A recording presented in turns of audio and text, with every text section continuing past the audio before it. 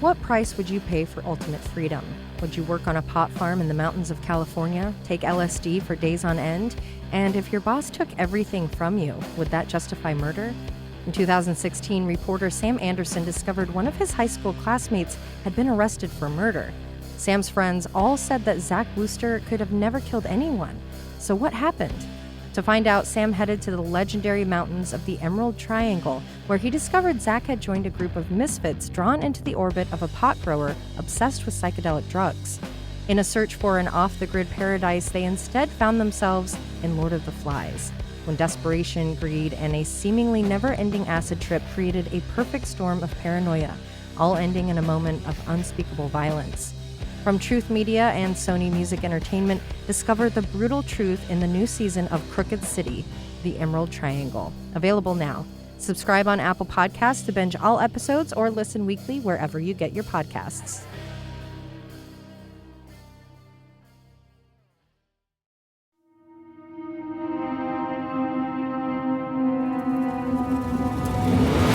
This is Murder in the Rain, where each week Emily Rowney, Alicia Holland, and Josh McCullough tell true crime stories of the Pacific Northwest.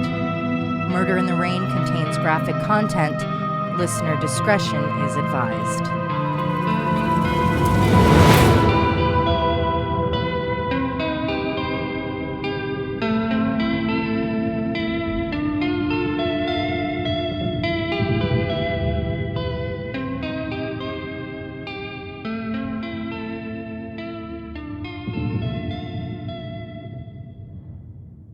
In the 1970s and 80s, a serial rapist plagued Portland, Oregon, and surrounding areas. His modus operandi was that he would jog around neighborhoods in East Portland, scouting for potential victims. When he found a girl or woman that captured his attention, he would watch them, sometimes for days, waiting for the perfect moment to strike. When she was alone, he would break in, attack her, hiding his face, and rape her before slipping back out into the night. It would take nearly a decade for police to capture him, and 36 years later, the survivors of the Portland Jogger Rapist still band together in search of justice. We're merely weeks away from his release from prison, and I want to be sure you know who could be moving in next door to you. I was fortunate to be joined by Danielle Tudor and Tiffany Edens, two of the 9 girls who were raped by Richard Gilmore, the Jogger Rapist. They will help me to share their stories with you today. In November of 1979, Danielle Tudor was 17 years old and a senior at David Douglas High School. Her time was divided between school, a part-time job, and theater. She not only loved watching musicals on TV, but she had recently been asked to be the student director for The Music Man, which would be playing in the newly built David Douglas Performing Arts Center. This should have been a year full of opportunity and excitement, but unfortunately, one night would cause her unimaginable pain. Here's Danielle's story. So I was a senior in high school, just, getting started on that senior year. I was 17 years old. And one evening, I'd actually gotten home from work. I had a seasonal job working at Fred Meyer's. And my parents were going out for the evening, and they asked if I wanted to go. And it was a Sunday evening. The next day was a holiday. It was Veterans Day. And we were having rehearsals at the Performing Arts Center. So I knew I had to be there early. So I said, I want to stay home and I want to go to bed early. So as I was home, I was actually down in our family room, which it was it was halfway underground, our basement. So the house was like a tri-level. And so I was down there watching TV, and we had a little dog at the time. It was a little poodle, and she was sitting on my lap. And so I was just sitting there. I remember I was watching The King and I, because I absolutely loved musicals, and I had never seen that one. And so I wanted to watch it. So that's what I was doing. And, as I sat there, I remember I kept thinking, I need to go to bed. I have to get up early. I need to go to bed. But I still just sat there and watched the movie. And as East County can get, it started to get windy that evening. And I heard a noise outside our basement window, but I didn't think too much of it, with the wind and stuff. And so as I was watching the movie, where the TV was set up was almost in view of where the door was as well. And I happened to notice that the handle on the door from our basement that led out to the garage, that it was twisting.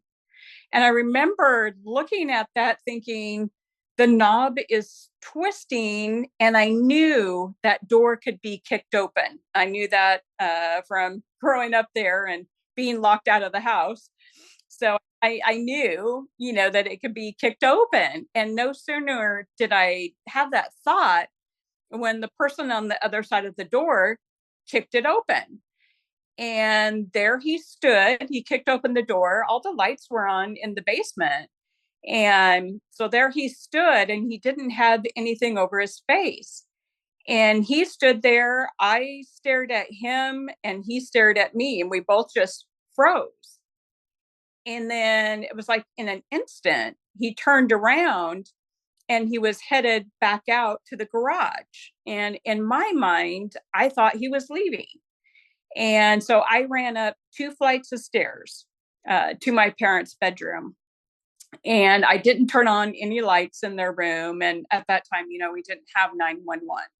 So I called the operator, and then she connected me with law enforcement. So I sat there on the edge of my parents' bed, talking with them, telling them somebody had kicked in our door. I didn't know who it was. And I was really scared. And they kept trying to calm me down. And I still remember to this day saying, when are you going to get here? When are you going to get here? And so as I sat there, our dog started to growl. And so I told the person on the other end of the line, I said, I think he's come back. The dog is growling. And they were just like, no, he's not coming back. He knows you're there. He was there to burglarize, so he's not coming back. And so I went to peek around the corner of my parents' bedroom door, and I could see the staircase coming up. And when I peeked around the corner, I saw him coming up the stairs. And he had come back in with something over his face, and then he had gotten this large stick from our garage. What he had been doing is he was listening for my voice. And so he was following that as he had come back into the house.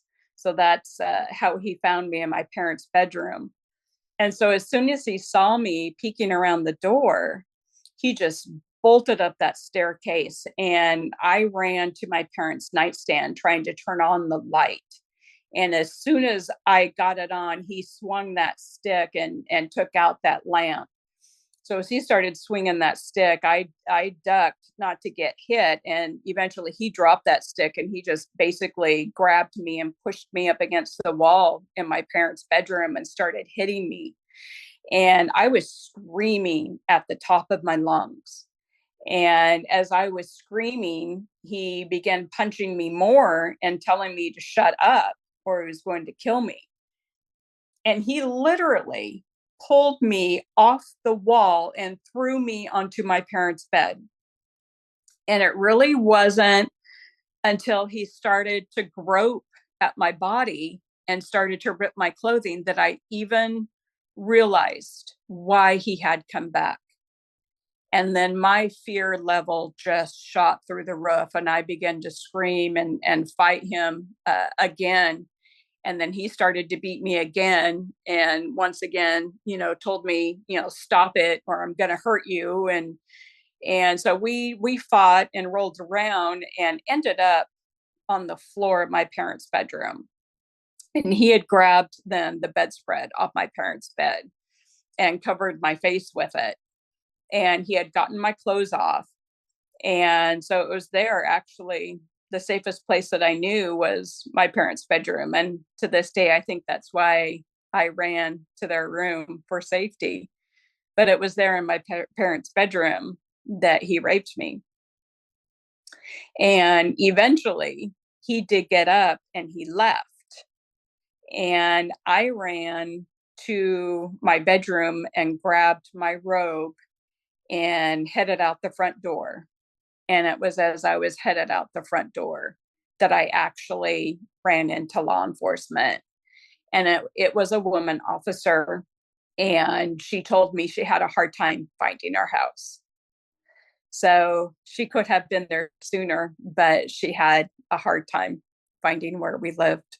She went through the house, with me. And of course, he had gone. And she was the one that actually took me to the hospital for a rape kit. And while I was there, she then called my sister, and then my sister met me at the hospital. And when we were done with the rape kit, law enforcement wanted to talk to me while it was still, fresh on my mind. And they wanted to get a composite sketch. So we worked on that night at the hospital. And then finally, when we were done with that, then my sister took me home. And when we got home and pulled into our cul-de-sac, I could see all these cars at our house.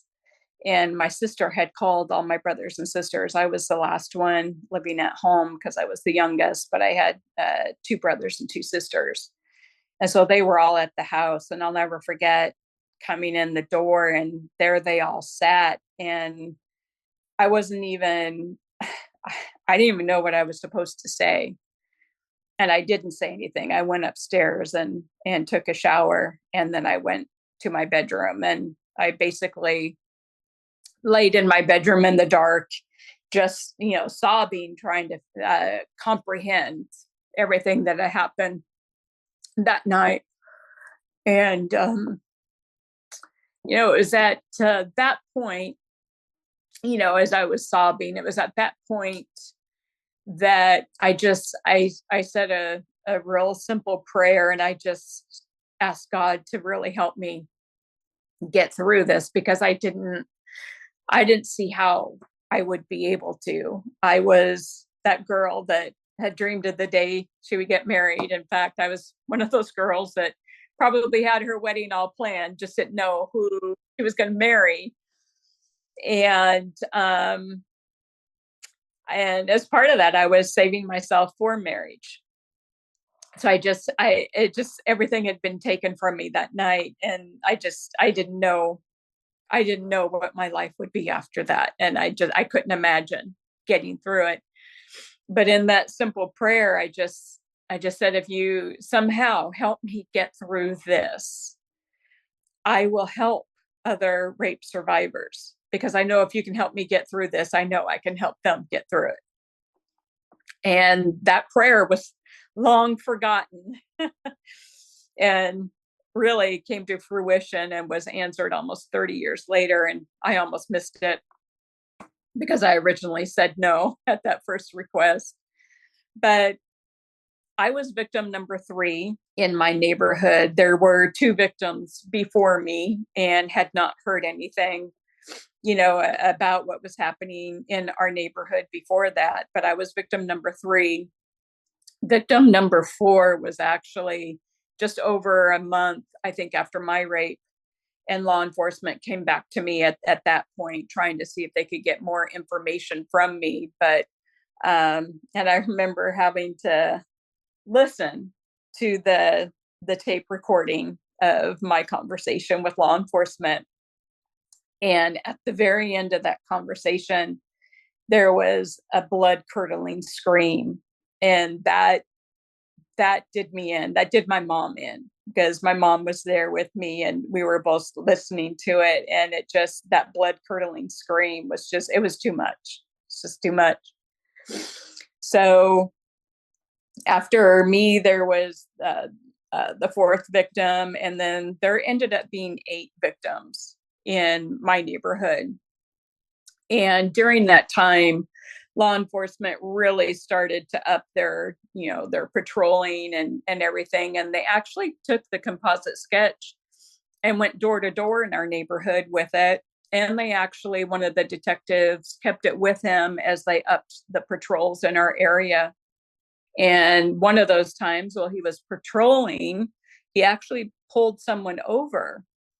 And he kind of checked his record and couldn't hold him on anything. But he decided, because he looked so much like the composite sketch, he decided to write his name and his license number and his date of birth on that composite sketch. But that composite sketch sat after that. There wasn't any action, no further action into Richard Gilmore at that time. And then when they went door to door, they actually went to his house. And I remember the detective telling me that they went to a house and a woman answered the door, and they gave her the story and told her, to beware that they're looking for this guy and he's out there and he's committing these rapes in her neighborhood. And the woman who answered the door after they gave her the information, she said, "Richard, there's a rapist on the loose and he looks a lot like you." And amazingly, it was never followed up on, and it actually was him. That was his house, and that was his mom that made that comment. But consequently, at that time, while he was jogging our neighborhood and raping young girls and young women, he had a girlfriend at that time as well. When she heard that there was a rapist on the loose, she decided Richard Gilmore had a younger sister.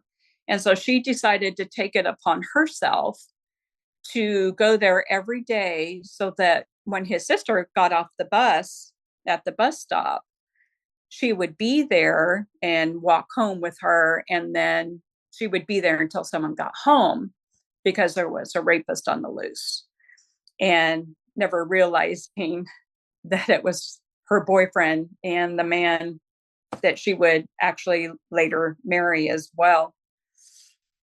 But I think for our area, as far as the composite sketch and the evidence that we had, there was a fingerprint from what we know to be his first rape anyway in our neighborhood. Those pieces of evidence just stayed on file. And sometime in the 80s, it had to be somewhere maybe between 84 and 86, they were kind of downsizing. And so they had all these files. And one of the detectives that had worked our cases had said, "I don't really want to get rid of all this information. I want to be able to go through it and see what's in here." So lo and behold, October of 1986, the Jogger Rapist has still not been identified or caught. And in October of 1986, the detective that had all the files decided, here's the Jogger Rapist file. I wonder if we ever caught this guy. So he calls the other detective that had worked our cases, who had now moved out to the Gresham Police Department and the Gresham area.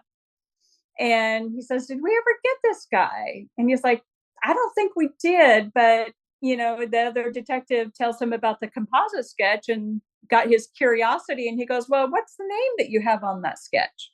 And so the detective that was still in the Portland area told him the name, Richard Troy Gilmore.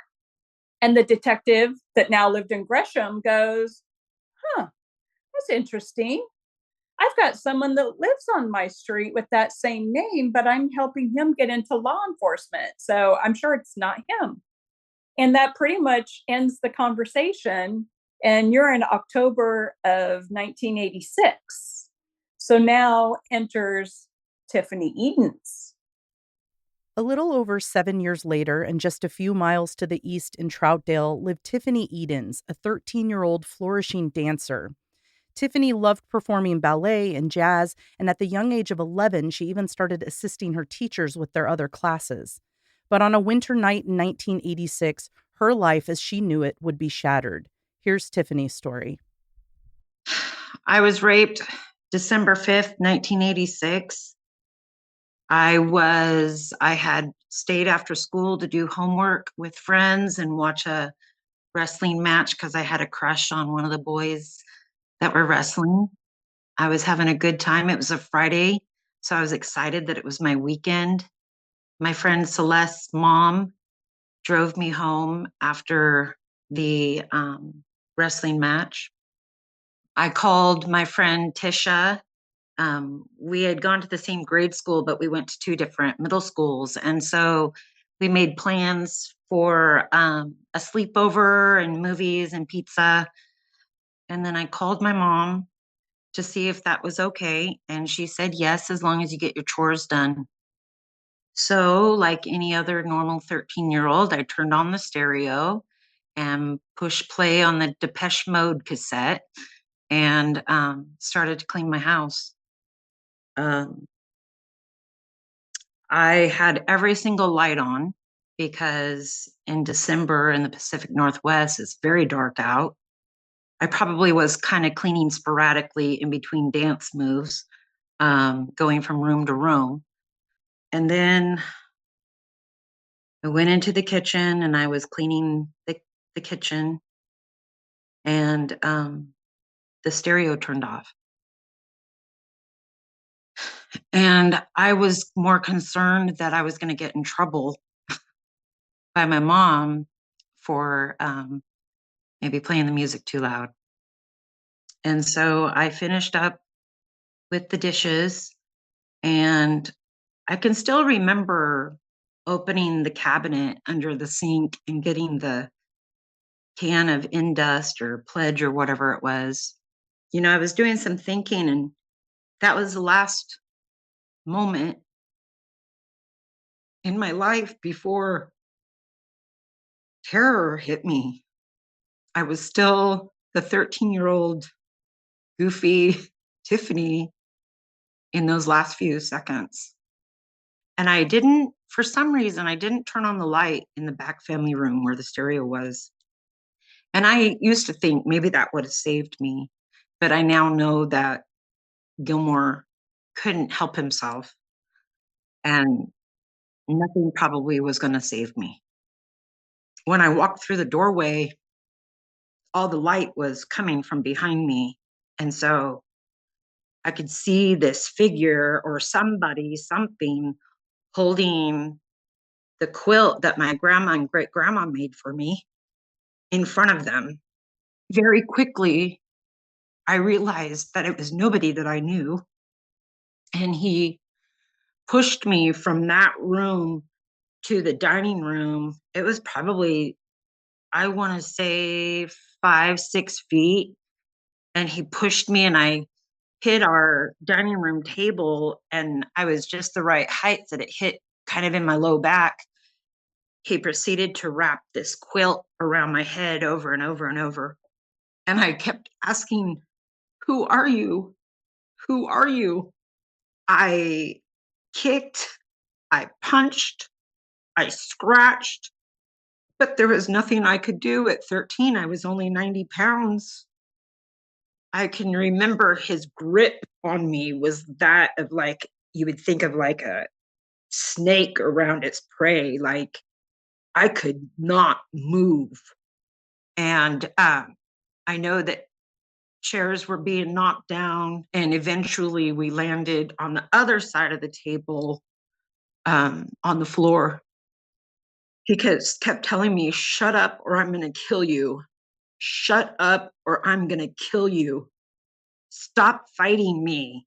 Stop fighting me. He made these weird comment of, I'm not going to rape you. Shut up or I'm going to kill you. He sat over my stomach, and he ripped open my shirt and ripped my training bra. While he's doing this, he's asking me, how old are you? Do you like school? Do you have a boyfriend? Don't worry, you're not going to get pregnant. Just try to imagine, like, I have this blanket around my head and all I can hear is my heartbeat. And it's like you can hear your heartbeat on the outside of your body. I like to think that it was divine intervention, that God gave me the words to think of this, but because I didn't know that he'd been watching me for 30-ish minutes as I was cleaning the house, but I interrupted his huge plethora of questions and said, my mom's going to be home any minute. Because he saw me on the phone, he didn't have any reason to think that I wasn't telling the truth. And he said, where does your mom work? And I said, First Interstate, Gresham Branch, really, she worked in Clackamas, and that's 45 minutes away from my house. And so he quickly um, left. And I could hear, and he said, "Stay there, I'm going to kill you." And then I could hear him walking out of my house onto our deck. And I threw that blanket off of my head. And I call it like wolf vision because it was, the lights were so bright. They were just intensely bright. And I grabbed that blanket. I was half naked. The shirt that was on me and the bra was just ripped, but my pants were off, my shoes were off. And I had to unlock my front door to get out. And I remember the ground was so cold and wet. And I went running directly over to my friend's house and banging on their door. And I think I was screaming, "He's going to kill me. He's going to kill me." They called the police. The police came. And it's kind of crazy because the officer's name that was questioning me was Walker. And the police officer that Gilmore befriended or friended or whatever on his neighborhood was Officer Wallaker. And as my mom puts it, my mom shows up in our neighborhood. There's police at every single outlet of our street. And there are tons of police at my house. My mom thought that I was kidnapped because she worked for a bank. And then Babe walked my mom over to the Kings's house, and she looked at me and I just started crying. I was able to identify what he was wearing, his hair, his face, and I only saw his face in like split-second moments, because he had this blanket wrapped around my head. I did punch him in the face when he was trying to rip my shirt, so I knew that he had like a scraggly beard. And I could tell that he was wearing like a jogging suit because it would swish, swish, swish as he was attacking me. And then the police took me and my mom down to the hospital to get the rape exam and the rape kit. And that was terrifying in itself. I'd never had a pap smear or, I'd never done that. And so they had to collect my spit. And they also gave me a morning after pill so that I wouldn't get pregnant. And I remember my dad, Ken, showed up. My dad, Steve, showed up. My granddad showed up to the hospital, and they were very concerned because all I could do was laugh. And the advocate was like, "She's in serious shock. She doesn't know how to handle herself." My family takes me back home. It was so surreal. I didn't know. You don't know how to process it. I didn't know how to process it. Like many cases, there seems to have been moments where someone was on to this guy, but it wasn't until he victimized Tiffany that police got their big break. A Detective Long got put onto my case, and he had put out a request to all police stations in the area about this MO. And it was Officer Donahue, Mike Donahue with Multnomah County Sheriff's Office that had the composite and Gilmore's name on the back of that composite that Danielle was able to provide. At my scene, there was an Officer Smoke, and I now have Smoke the Third. I named my German Shepherd male Smoke in honor of Officer Smoke because they had to lift him over my fence. We had a 6-foot fence. Had to lift him over the fence so that he could stay on this track, and they tracked his scent approximately 2 miles. And as the police started putting things together, where Smoke stopped, you could see Gilmore's backyard through the field where Officer Smoke had lost his scent. Officer Donahue informed Long that there had been this history with this Richard Troy Gilmore and that he was applying to become police. And so Detective Long checked, and Gilmore had been trying to become a Gresham police officer when he raped me.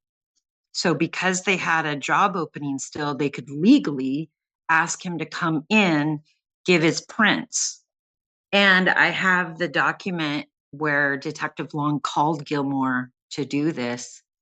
And Gilmore was very nervous and was like, "What's this for? What's this for?" And Detective Long, he was so cool. He was like, "Well, you're the one who applied for the job. So if you don't want to do it, I'll just say that you refused to come in." And Gilmore was like, it's for that, huh? And Detective Long was like, "Well, yeah, And so Gilmore was like, "Well, I'll wait. I want to wait until my wife gets home." He goes in, he does a fingerprint, and they tape a conversation with him.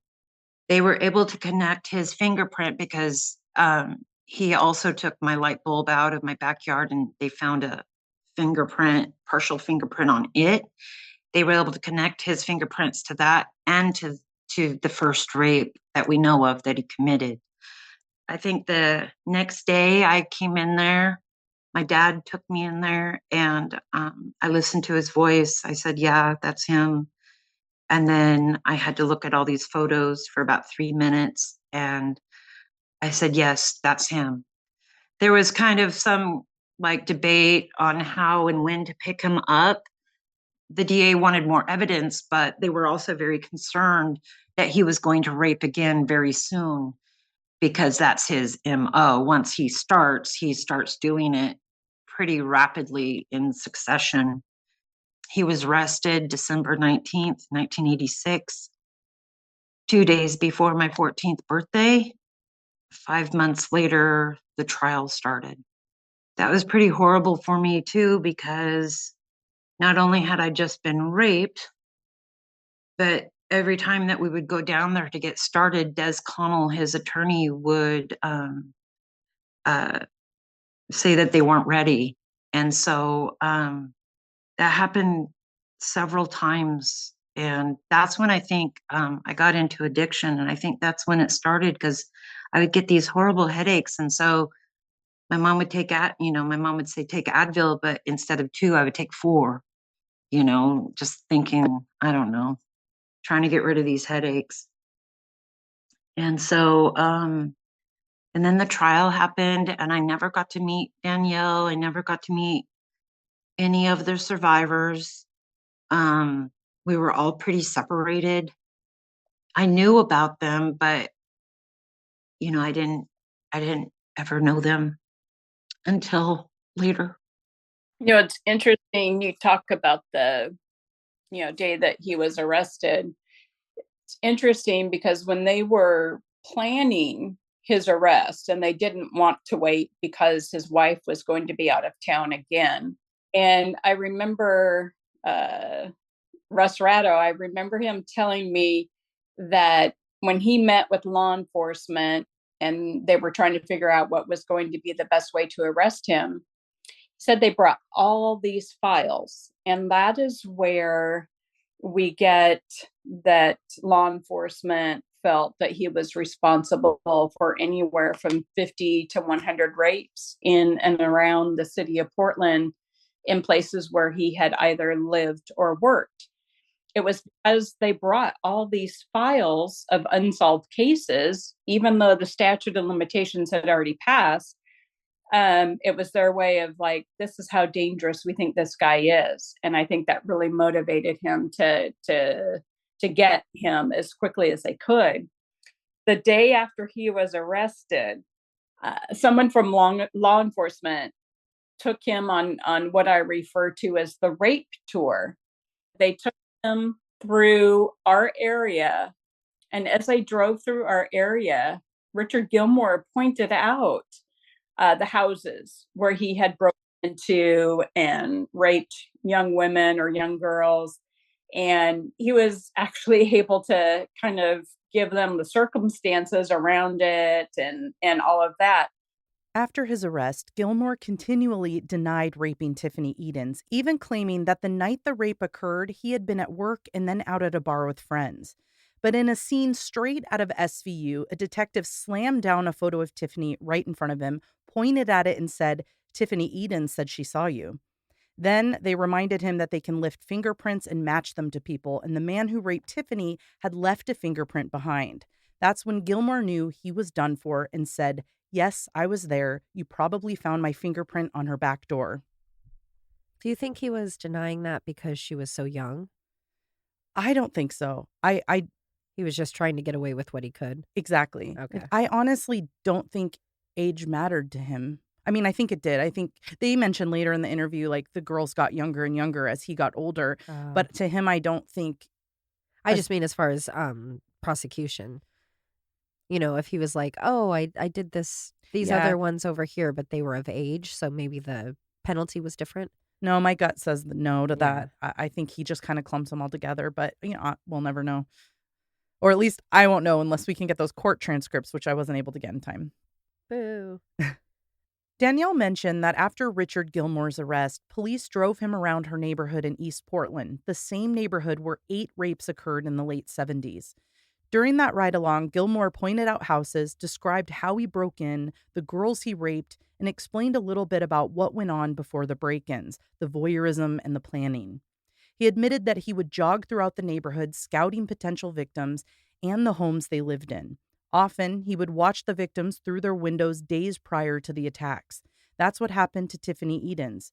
Gilmore watched her through her windows on December 3rd, but when he couldn't find the perfect time to attack, he came back to her house the next day when she was alone. Detectives and the DA knew that Gilmore was a highly dangerous serial rapist. Unfortunately, the law was working against them. Tiffany Edens was the 9th known victim in a series of serial rapes. Unfortunately, 8 of those rapes could not be prosecuted. At the time, there was a 3-year statute of limitation in place for rape. Even though those 8 women, including Danielle Tudor, would not see justice for their specific rape, they would be able to help put him behind bars. Just a clarification on the series of serial rapes. Does that mean that it wasn't like one like there were pauses when he wouldn't be doing it? I believe so. I think it's similar to a serial killer where there's like a cooling off period. I think he would do several rapes in close succession and then have a break and then do it again. So I think that's what they mean, almost like a cluster of occurrences. And they were saying like they were worried because his wife was leaving town. So was that something that possibly was happened? when he was doing it? Yeah. So she'd leave for work or family or whatever, and then he would take that opportunity and then Exactly. I think that was part of their fear, is him being alone.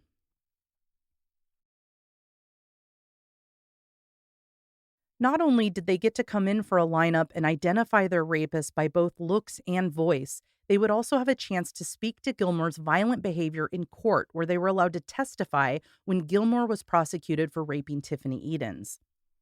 Now, I don't think you're going to find this shocking, but Tiffany told me during our call that at court, Gilmore's attorney pulled some pretty shitty tactics. Can you guess what they were?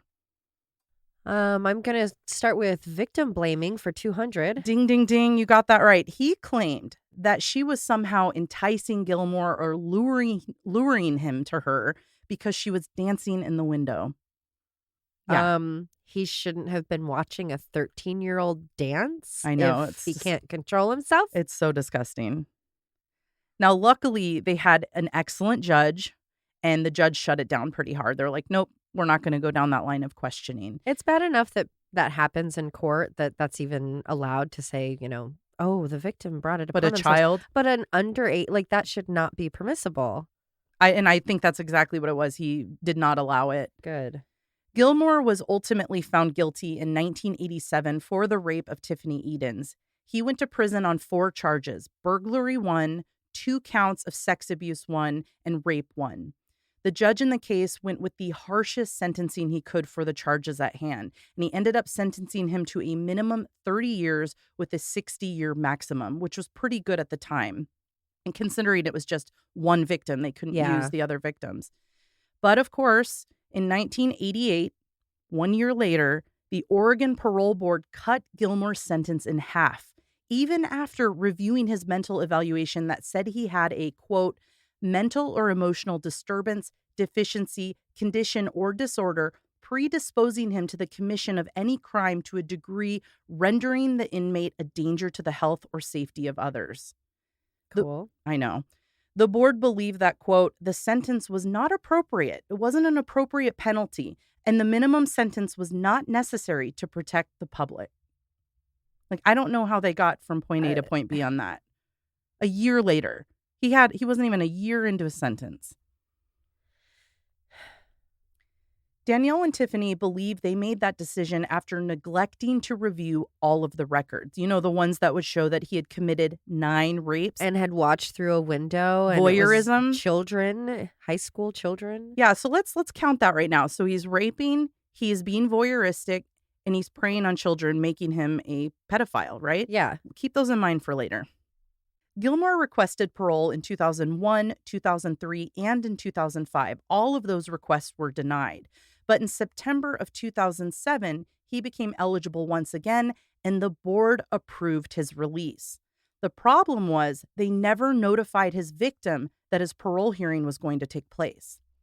Due to a coincidence or divine intervention, if you will, Tiffany's mother called the parole board for an update on him, and she learned that they had just approved him for parole a week prior and that he would be let out in a matter of months. Her family was understandably pissed, and they fought it. After multiple requests for a new hearing and ultimately threatening the board with a media field day, they were able to convince the board to have a second hearing so that Tiffany could testify. And that hearing was scheduled for October of 2007. Quick question, going back to the parole board from a year after. What did they change the sentence to if they said that that was too extreme? I think they just cut it in half. So instead of the 30-year minimum, it was 15. Oh, okay. 15 with 30. Right. Okay. I think. I couldn't find the exact detail on it. Still, it was not sufficient. Whatever Absolutely not. This was an opportunity for Tiffany to share her story with the parole board, as well as allowing Richard Gilmore to speak to his own remorse and answer parole board questions. In addition, findings from his psychological evaluation were shared. The evaluations came from 2 doctors. The first is Dr. Robert Stuckey. He had come to the conclusion that Gilmore had an antisocial personality disorder and was a continued threat to society. The second doctor, Dr. Gary McGuffin, claimed that Gilmore suffered from severe emotional disturbance and posed a threat to society. He would be a continued risk. Both evaluations were very much in line with another clinical psychologist who had evaluated him the year prior. So even though the year prior, his evaluation said he was a threat, they were still going to let him out. Very cool. At the hearing, Gilmore claimed to be rehabilitated through hard work and therapy. He claimed to have remorse and even apologized to Tiffany through his tears. He spent 4 hours talking, but Tiffany was only granted 3 minutes. But like a true Murder in the Rain gal, she told them she would talk as long as she wanted, and she did. Good. After over 30 minutes of deliberation, the board came to a decision. They spoke to the room and said Gilmore was a danger to the health of others, but he can be controlled with the right people supervising him. So they determined that he would be granted release in January of 2008. I would think the people would be like prison guards. Those would be the people that could look after him. Yeah, you'd think. So an admitted serial rapist is about to leave prison where everyone has agreed he's a continued threat. What could they possibly do to stop it? Well, Tiffany Edens went to war.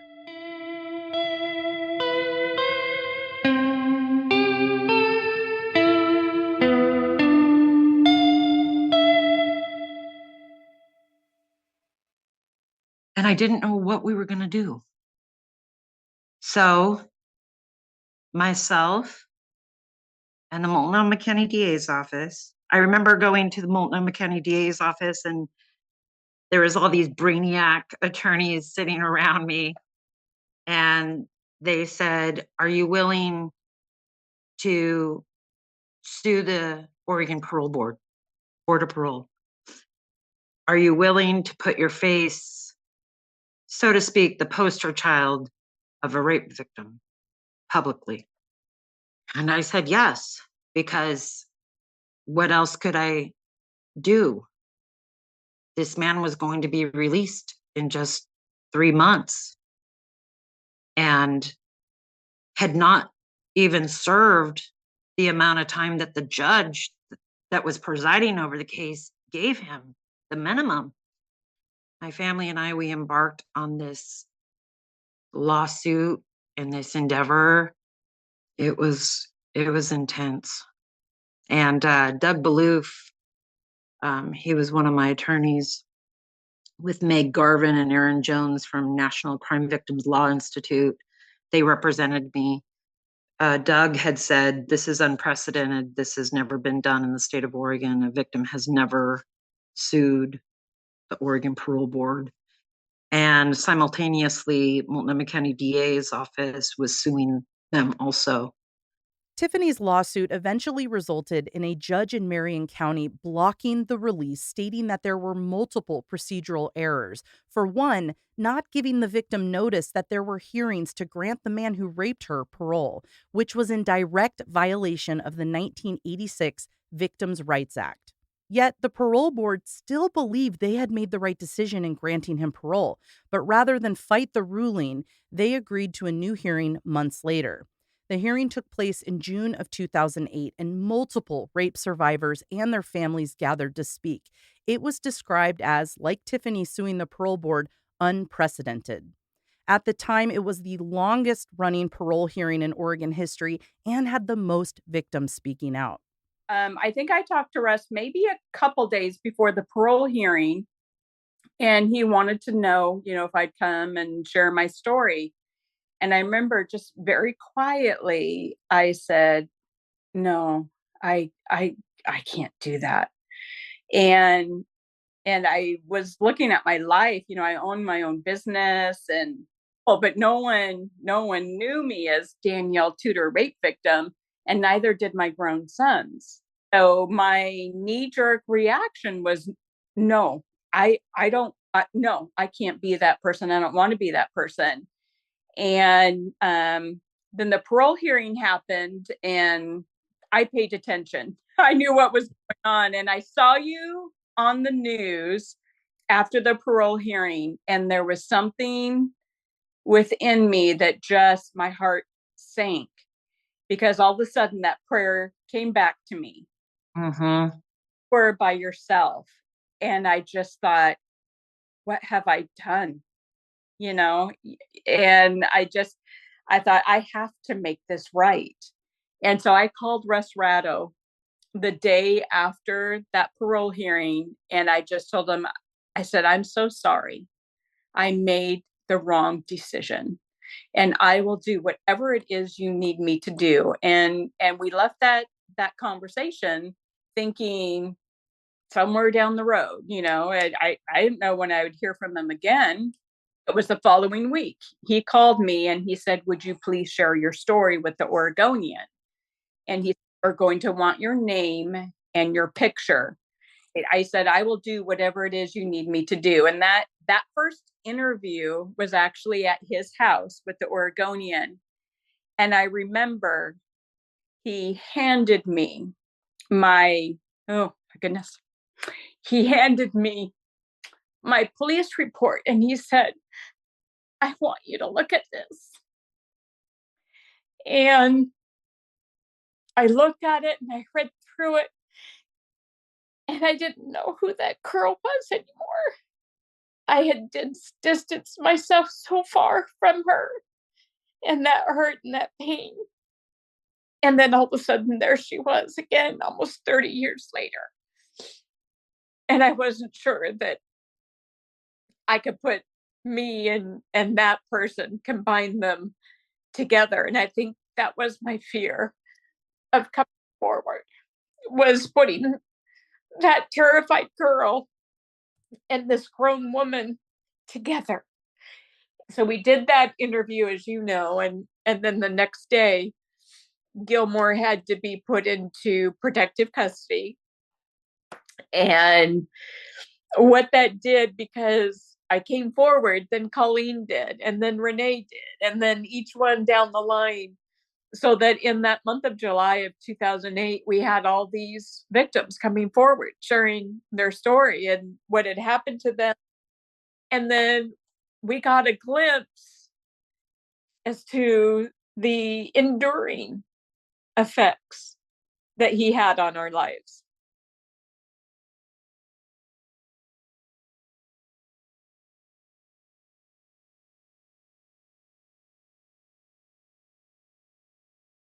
Gilmore lost his bid for parole yet again, and a few weeks after that final parole meeting in 2008, two inmates alerted authorities because they claimed that they had overheard Gilmore threatening to kill Tiffany Edens.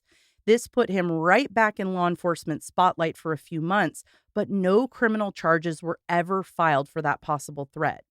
Since then, there have also been allegations that a female corrections worker quit her job due to the way he interacted with her. It was like describing him as like licking his lips when he looked at her and just making creepy eye contact. And you can hear that in the Patreon version of the interview. He also apparently made a threat by phone to one of the victims, although I do not know which person that was. In 2009, Tiffany and Danielle helped to push through a bill that would extend the statute of limitations for rape. The statute has changed a few times since the 80s, and it's still something that rape survivors and others are working to extend. Currently, rape in the first degree has a 12-year statute of limitations, and rape in the second degree has a 6-year statute of limitations. Or in both cases, if the victim is under 18, they can prosecute any time before the victim turns 30. All of the constant testifying and fighting for victims' rights has an effect on rape survivors. Depression, drug and alcohol abuse, anxiety, PTSD, even suicide are all things that have been experienced by Richard Gilmore's victims. I mentioned to them in the interview that their stories remind me how much we put on survivors to get justice. We have officers, detectives, lawyers, and judges attempting to uphold the law and ensure that perpetrators are punished appropriately. But the sheer number of times these women had to re-traumatize themselves for the parole board, for the media, for me, just so we could hear their story was countless. They do it because they care and they want to protect others, but it comes at a cost. And that's why in 2009, Tiffany took a break from the parole hearings and Danielle took over. Also, how do you feel safe even though this guy is in prison? You have this group of people that are supposed to be in between. They're supposed to be protecting you. And they're like, oh, we glanced over the paper. He's fine to go. Oh, yeah. Or you're like, oh, word on the street is he's threatening my life because I keep like putting him in jail. And no one does anything. And then they are like, yeah, he's fine to go. Several times they called the parole board three blind mice. And I thought that was very fitting. It's like they only look at the paper in front of them and not the history of this person, which is really sad and unfortunate. And they're fighting to change that. In 2010, Danielle Tudor and Colleen Kelly were the only rape survivors ready to testify in the latest parole hearing. Again, Gilmore's bid was denied and he remained in prison. In 2012, he was again back up for parole, but this time, the parole board told Danielle that she wasn't able to testify, claiming that she was not actually a victim. And I suppose that's because he was in prison for the rape of Tiffany Edens and not her rape. Isn't that? And then she set everything on fire. Well, so like Tiffany, Danielle and National Crime Victims Law Institute filed a lawsuit before the parole hearing. Their argument was that Danielle was legally allowed to share pertinent information in the hearing. And likely learning from what happened with Tiffany Edens, the parole board relented and allowed her to speak. He was, yet again, denied parole. But, side note, at this time, the parole board gained the ability to delay a request for parole for up to 10 years. But that decision has to be unanimous. So when the opportunity arose in the 2012 hearing and they could choose to defer Gilmore's parole for 10 years, 2 of the members voted to defer it and 1 opted not to. This resulted in Gilmore's continued request for parole every 2 years. Did that person ever have to give a reason for that? Oh, I'm sure Tiffany and Danielle could tell you. They know who it is. No, I don't think so. I don't think they have to explain their reasoning. Cool. However, when it was time for his 9th parole hearing in 2014, Gilmore opted not to apply for parole. Danielle and Tiffany explained that this is likely because he realized that portions of his psychological evaluation would be discussed at his hearing, which would mean it would then become public knowledge. So instead, he stopped applying. Now, this ended up working out for him because eventually the parole board just set his release date. After years of denials, in 2016, the parole board determined that Richard Gilmore would be released in 2023. But in October of this year, it was announced that after 36 years behind bars, Richard Gilmore would be released early and was officially given a release date of December 16th, 2022. Yes, that date is just weeks from us right now if you're listening to this episode the day it released or the week it released. So there may be some people out there who say, well, he served his sentence. He should be allowed out. Why are we mad about it? There's an entirely different reason you should be outraged. Yes, he did his time and he'll be out soon, and that means he has to register as a sex offender. But that's where the problem lies. Richard Gilmore will be registering as a level 1 sex offender. That means he's been deemed the lowest risk possible. Based on what? Well, I was just going to think, I'm do sorry you I want to know yelled at why? you. Well, What are you talking about, Emily? we'll start at the beginning. So some of you might not be familiar with the leveling. So let's do like a little master class on sex offender leveling. There are 3 levels in the state of Oregon, like many states. And let's start at level 3. This is the highest risk group, right? These are considered sex maniacs who have a high likelihood of recommitting, or the highest of the groups. For example, this guy. Well, let's go down the list of who might fit this, right? We've got sodomy in the 1st, 2nd, and 3rd degree, rape in the 1st, 2nd, and 3rd degree, unlawful sexual penetration, kidnapping, sexual abuse in the 2nd degree if the victim is under 16, sexual abuse in the 1st degree if the victim is under 13, or incest with a minor under 16. Now, if somebody is a level 3 and they get parole, what happens is people get notified. The person they might be in a relationship with gets notified. The neighbors in the churches nearby get notified. The parks, the schools, daycare centers get notified. Convenience stores, businesses, pretty much anything in the neighborhood gets notified. And that person would have to register every 90 days for the rest of their life. Now, if you ask me, that's all sounds pretty familiar, but let's go to level 2. Also, was there any acknowledgement ever or anything part of his sentence that was related to like breaking and entering? Was that even part of it? Yeah, he had that burglary one. Okay. Yep.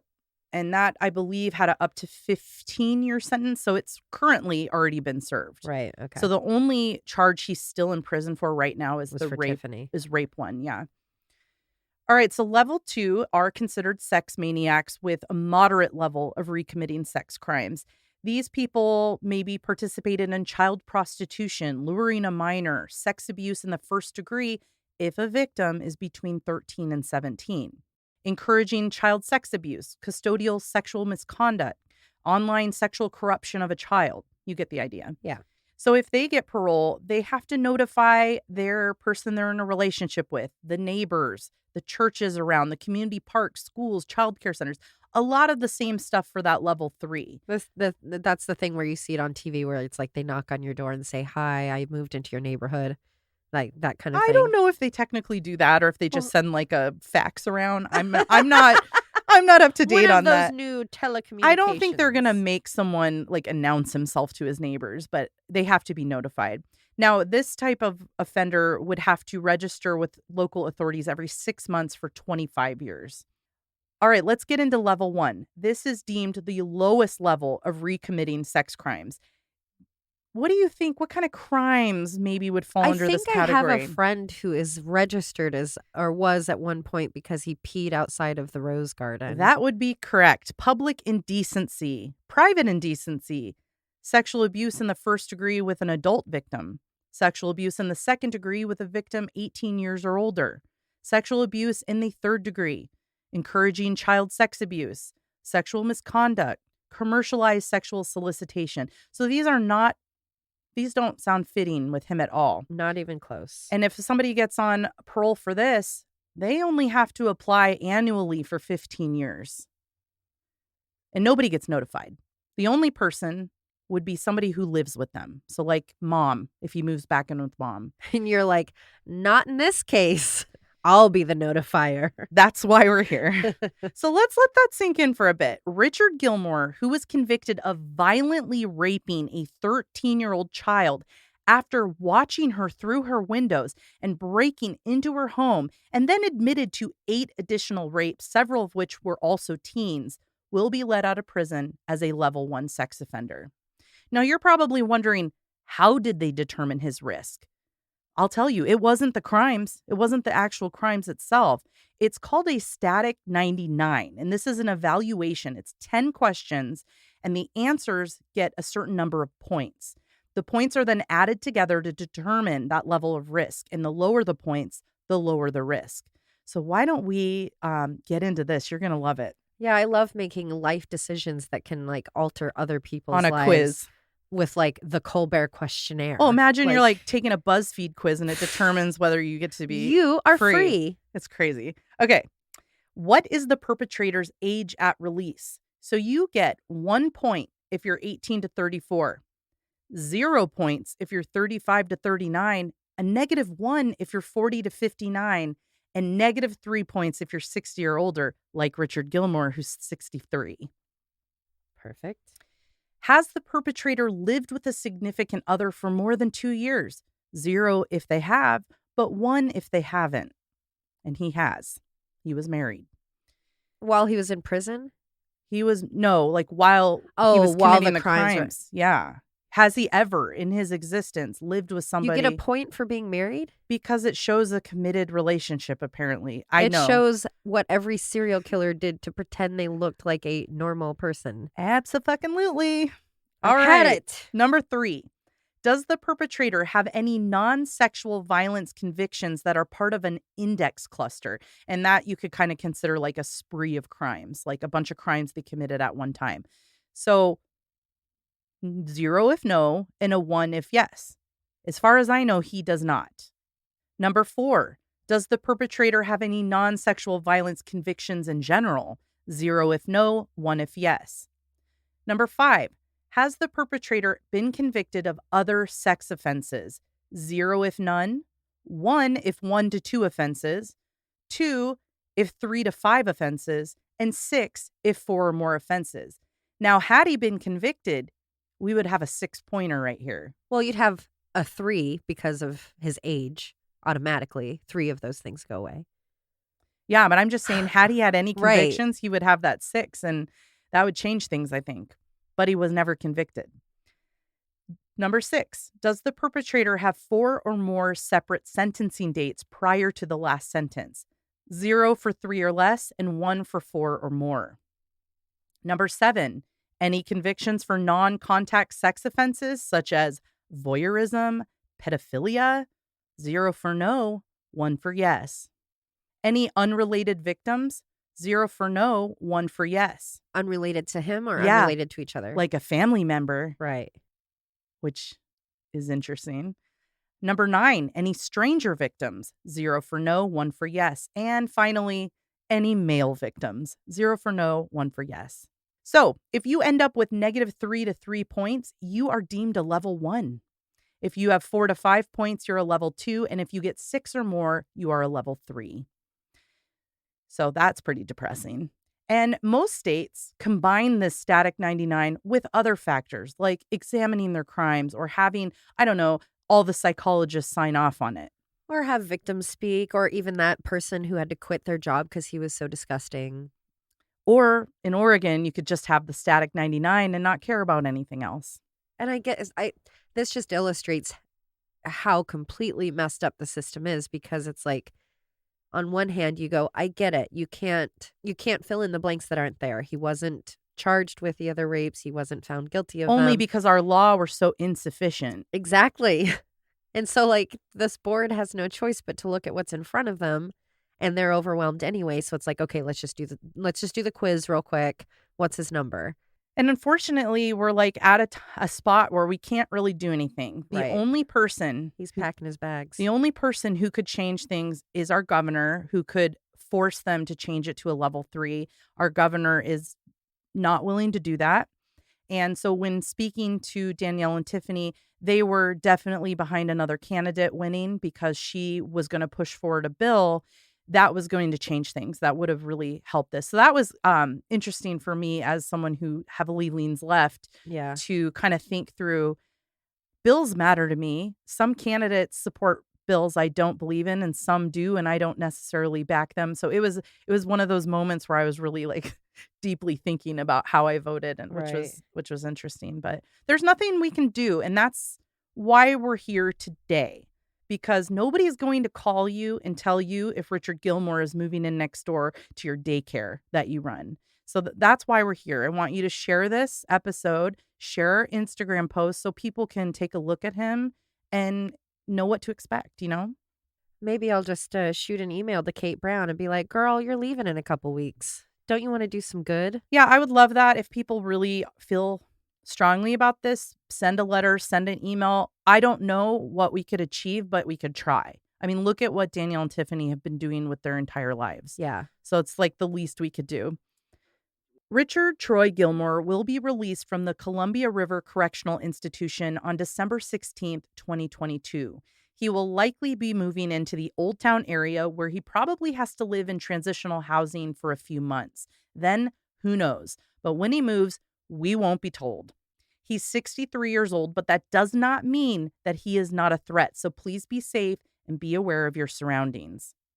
As a call to action, if really want to talk to Kate Brown about this before she leaves office, because she'll be out in January, you can go to Oregon.gov and they do have a little contact form where you can share your opinion, or you could call 503-378-4582 and you can make it known that you would like Richard Gilmore to be, at the very least, A level 3. a level 3, if not, re-examine the situation. But I think if enough of us called, perhaps she could at least make a statement on it or acknowledge it, which could then at least let more people know that this is happening.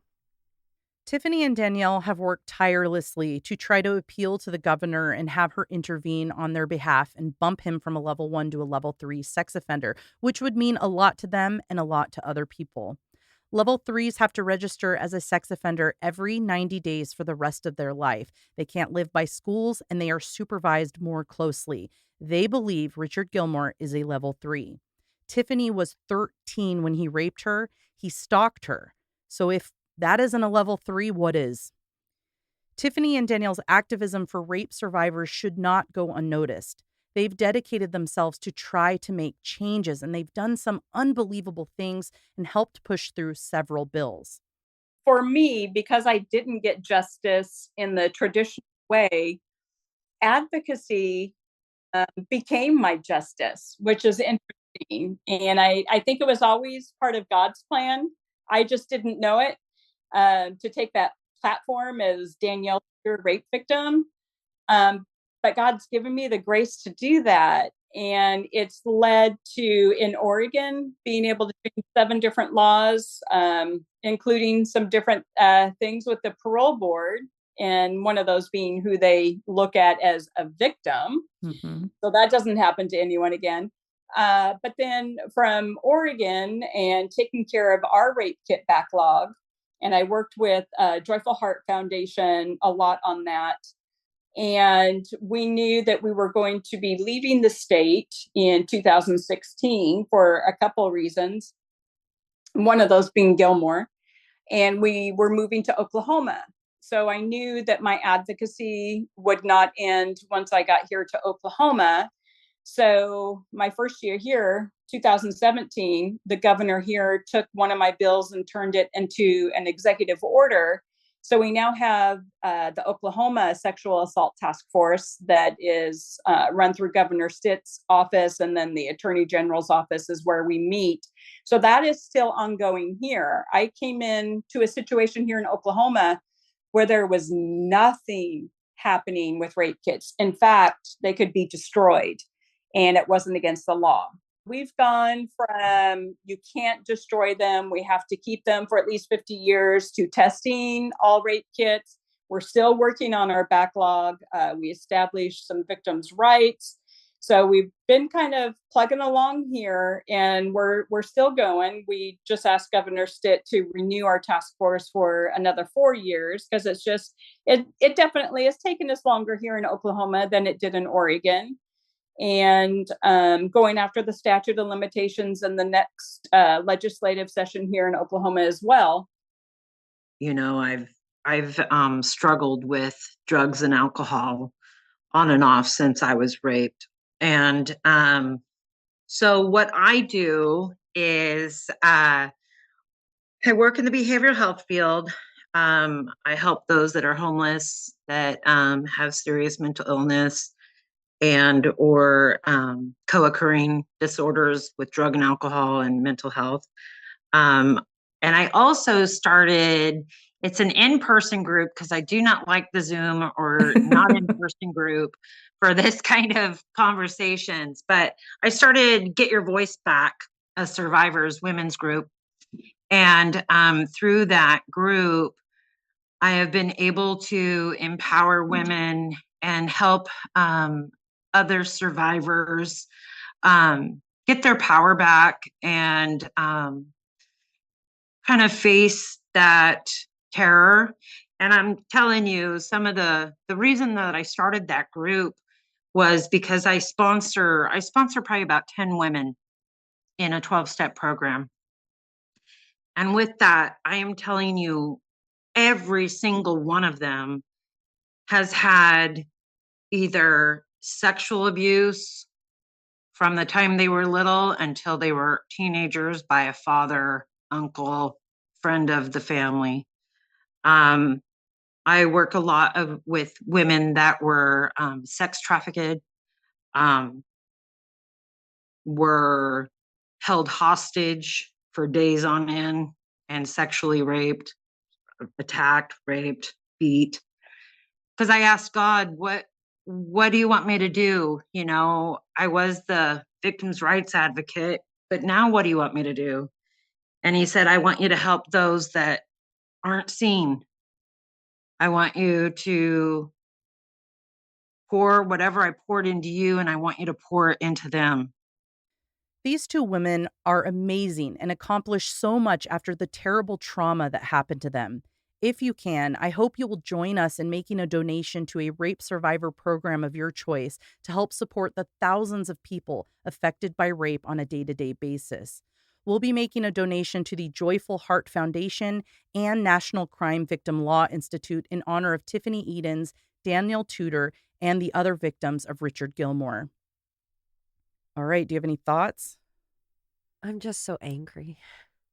I know. I'm angry for them. I'm angry towards him. I'm angry towards the system. I'm sad at our system and how it feels. Those are really horrific survivors. Stories. Like really horrific stories. I was just talking to a friend this morning about how, like, with scary movies or even documentaries or whatever, it's like, you know, the more real it is, that's what's scary, you know? And this is like the ultimate. What kid, I mean, even me, oh, I have alone time and I need to clean the house. Yeah, I'm going to put on some music. I'm going to dance around. To this day, that's like my favorite thing to do. Oh, to myself. Okay. And I've always had a fear, because of embarrassment, of having someone look in the window. I always close the windows. It's always been something that bothers me.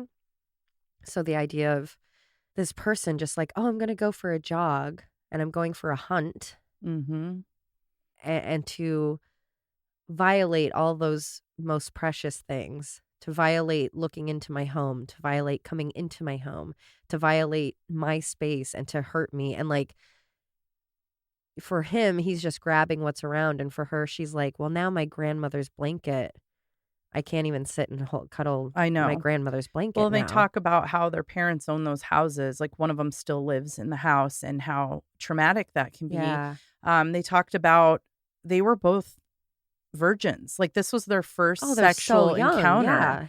And I don't want to say he ruined their life, because they got to determine how to live their life moving forward.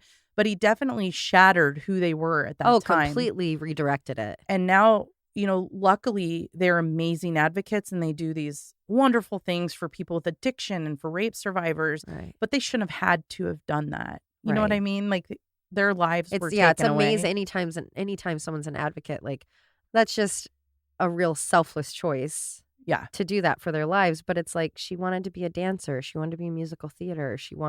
They had these other plans. And to have that happen at like the most pivotal time of your life, when you're a teenager, when you're growing up. Well, and then to come into this legal world of something that you're like, oh, police protect and lawyers protect and then realize how hard it is. And every 2 years, they have to tell their story to a bunch of strangers. Yeah. Every 2 years, it's on them to keep this man behind bars. And to hope that that's not going to backfire for them to go, oh, well, were you wearing a small top? Were you dancing provocative? Oh, my God. The fact that anyone can say, like, let's say a 13-year-old is dancing provocatively, it's like, what's your deal? Obscene. It's obscene. Like, how do you think? What are you thinking? They're trying everything. I guess they knew how shitty they had it with this guilty as sin client. But it was horrific. When she told me that, it felt like someone punched me in the stomach. I can't believe they would do that. And just all of it. Just the cops not following through. And of course, let's talk about that. How many people do you think are either applying for or are actually cops just to cover their own tracks?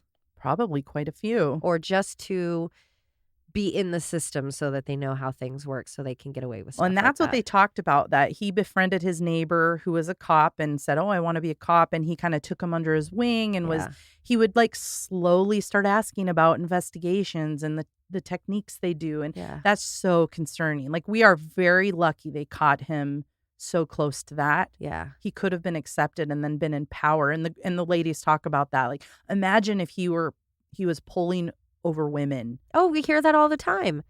The cop pulled me over and either put me in the back seat or took me to the jail or did whatever or threatened the power dynamic. Oh, well, do you want a ticket or do you want to pay it off other ways? It's like, if he had been in that position, which people like him are. And you've made me so upset. I know. Well, I can change the subject real quick. You might have caught in Danielle's interview, she mentioned that there was no 911 yet. And when she said that, I was taken aback because as a child of the 80s and 90s, I never really thought about it. Yeah. So I looked into it a little bit. And apparently 911 was invented by AT&T. And in 1981, the state of Oregon established a legislature to put it in place throughout the entire state. And by 1991, Oregon was only the 6th state to have 911 border to border. Wow. Isn't that crazy? That wasn't that long ago. No. So I thought that was a little good trivia for to kind of. And it probably took a little while. I mean, not that Troutdale and Gresham, not that we're that it took a donkey, but no, it's the Eastern Oregon. It was hard to get out to those more rural areas. Yeah. But I was like, wow, I never really thought about that. So then I started spiraling down the history of 911, and I won't bore you with it here, but check it out if you like that kind of stuff. I was thinking too, like, how the operator or the person at the police station, how they're like, no, he's not coming back. No, he's not going to get you. And it's like, because even then they were like, strangers don't just come into your house and attack you. But especially that was peak rapist time in this area. We had several serial killers who rape was part of their MO. Yeah. I was kind of surprised by that. But then it gets worse when you start thinking about Danielle was the third girl in her neighborhood to get raped by the same guy. She had no idea those other 2 rapes took place. Nobody knew. They weren't talking about it. It wasn't on the news. You can't find articles about it at all.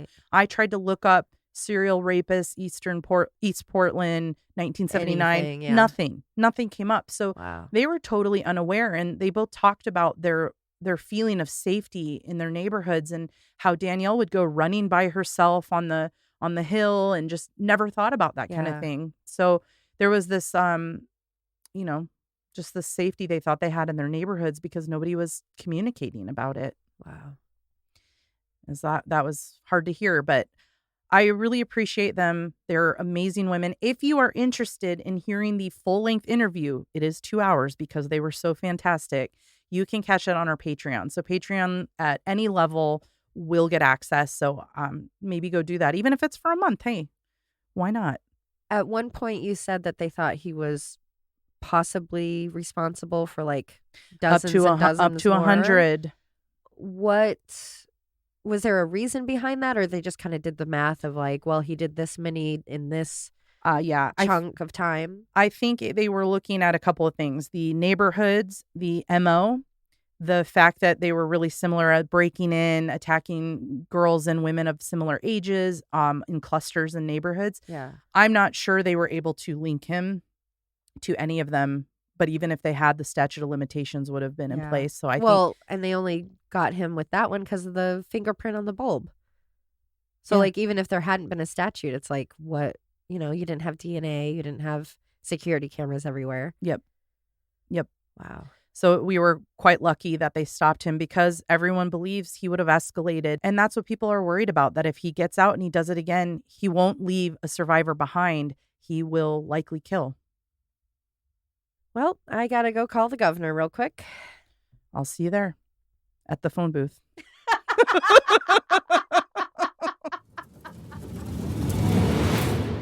Murder in the Rain is a Cascade Media production, written and hosted by Emily Rowney, Alicia Holland, and Josh McCullough, edited by Josh McCullough. You can always contact us at murderintherain@gmail.com or through our website, murderintherain.com. If you just can't get enough of Murder in the Rain, for as little as $5 a month, you'll have exclusive access to bonus episodes at patreon.com. You can find us on all of the socials, and for more true crime, follow at @M_Murder in the Rain on TikTok, and you can also listen to Alicia and Josh on their other show, Always Be My Sisters. And suck my balls.